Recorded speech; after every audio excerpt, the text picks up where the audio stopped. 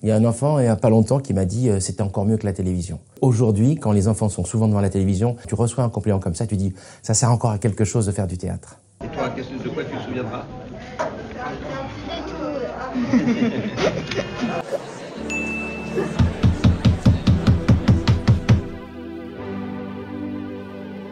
Je m'appelle Jean-Philippe Daguerre, je suis comédien, metteur en scène et auteur. Je dirige une compagnie qui s'appelle le Grenier de Babouchka et depuis plus de 30 ans, je fais du théâtre. Je détestais Molière à l'école et puis le professeur de français nous a amené voir Le médecin malgré lui. Et tout d'un coup, j'ai eu une révélation. J'étais en 6e et j'ai dit c'est exactement ça que je veux faire quand je serai plus grand, faire du théâtre. Et tout d'un coup, Molière m'est devenu accessible grâce au théâtre. Je pense que Molière, c'est du théâtre. Ce n'est pas de la littérature. Donc c'est quelqu'un qui écrit pour que ce soit joué. Donc c'est vrai que de lire Molière, ce n'est pas du tout la même chose que d'aller le voir au théâtre. Ça n'a aucun rapport. Et c'est vrai que souvent, ce qu'il y a d'extraordinaire, c'est quand on voit des enfants qui voient un petit peu Molière comme quelque chose qu'on nous oblige à étudier, dès qu'ils le voient sur scène, ils se mettent à l'aimer. Quand j'ai reçu 4 Molières pour la pièce Adieu Monsieur Afan que j'ai écrit et mis en scène, j'étais encore plus touché parce que c'est vrai, étant fan de Molière, j'en ai quand même mis en scène 9. De recevoir des Molières pour une pièce qui n'est pas de Molière, j'ai trouvé ça formidable et du coup je me suis dit continue à écrire des pièces contemporaines, mais continue à rendre hommage à celui qui t'a donné envie d'écrire des pièces contemporaines. C'était rigolo, surtout quand Scapin faisait des fourberies. Il faut aller au théâtre du Ranelagh et au théâtre Saint-Georges où le Grenier Babouchka présente 7 pièces de Molière. J'ai vraiment pas voulu orienter Molière spécifiquement pour les enfants. Je voulais faire du grand théâtre populaire, accessible à toutes les générations. Et je trouvais très important cette transmission qu'il y a entre les 3 générations, entre les parents, les grands-parents, les petits-enfants. Et j'ai toujours été vigilant à ce que Molière parle à toutes les générations. Mais vous êtes le plus grand médecin du monde!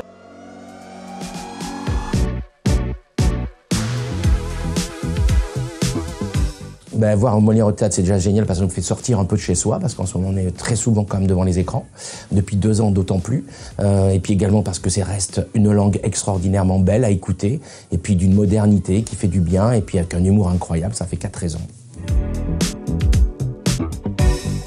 Aller voir Molière, c'est comme faire visiter une maison de famille, donc c'est une transmission de quelque chose qu'on peut avoir vécu enfant. Je pense que tous les grands-parents ont eu accès à Molière à l'école ou dans leur vie, et tout d'un coup de perpétuer cette langue, cette visite au théâtre à travers les générations, c'est hyper émouvant. Alors j'étais très agréablement surprise, non seulement qu'ils rient au côté très farce, mais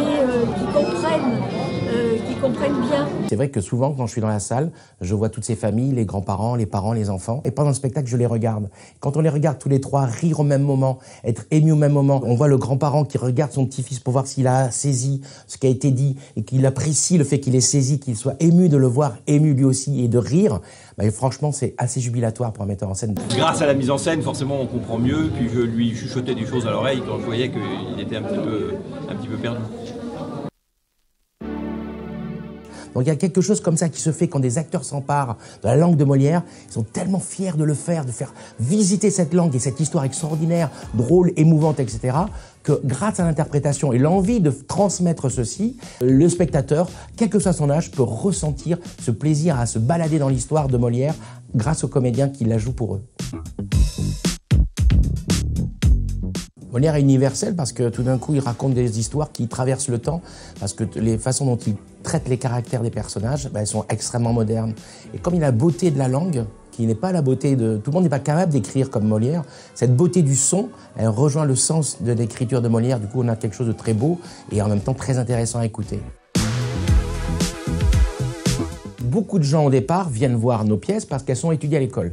Donc les parents ou les grands-parents disent ça va favoriser leurs notes à l'école. On va dire, grâce au théâtre, ils vont mieux comprendre la pièce, ils auront des bonnes notes. Donc nous, on doit séduire, on doit montrer, au-delà d'avoir une bonne note et de comprendre Molière, que le théâtre, c'est un moment unique. Là, c'est la mission de notre compagnie, le Grenier Babouchka. C'est de faire comprendre que le théâtre, c'est quelque chose d'unique. Et comme ça, plus tard, ces enfants de 11 ans, ils viendront encore à l'âge de 30 ans, 40 ans, 50 ans, 75 ans, emmener leurs petits-enfants et leurs enfants au théâtre. Oh ça, ma fille, on vous demande en mariage.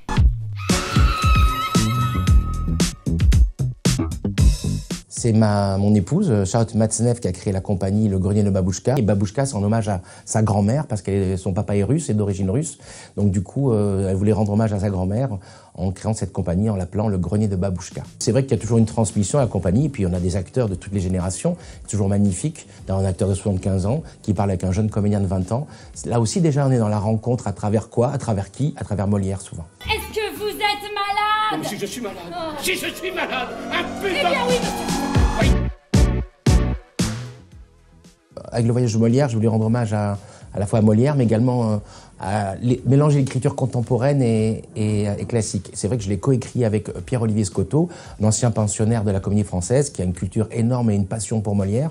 Moi, j'ai monté 9 pièces de Molière, donc tous les deux, on s'est dit, on est tellement passionnés de Molière, rendons-lui hommage. On a inventé l'histoire, une forme de retour vers le futur chez Molière, avec un jeune comédien d'aujourd'hui, qui est passionné de Molière, et il a tellement le trac que le jour de sa première édition, il tombe dans les pommes, il s'évanouit et se retrouve plongé dans la troupe de Molière à l'époque de ses débuts à Pézenas, et il apprend à vaincre sa peur à travers l'expérience de la troupe de Molière. Alors, du coup, on voit Molière qui écrit, qui répète, on plonge le spectateur aussi dans les coulisses du théâtre. Moi, je pense que faire du théâtre ou quoi que ce soit avec ses enfants, c'est s'intéresser déjà à transmettre quelque chose qui nous plaît, et surtout quand on le fait avec sensibilité, avec amour pour quelqu'un. À partir du moment où on s'empare de quoi que ce soit, d'un objet, d'une histoire qu'on invente ensemble, c'est déjà un petit moment de théâtre où simplement écouter son cœur. Elle va dans le grenier, elle prend tout ce qu'elle y trouve, et puis elle construit une histoire avec ça, comme nous avec le grenier de Babouchka.